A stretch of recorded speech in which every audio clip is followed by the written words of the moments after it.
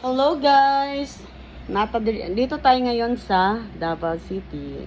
Guys, nandito si Beshi!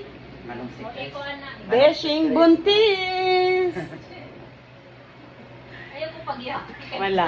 Naki-MGS ni siya guys. Pwede ninyo tanawon.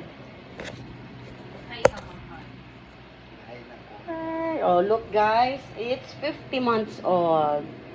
Waiting na lang siya. Waiting siya sa kanyang due date. Because of the baby. Pero mag-ano? Sa daw to, buka ka. Wala, parang mayroon. Ala, ti, o ganiti, rago dyan, ti. Ana ba, murag imong anuhon ba? Guys, gumagalaw guys.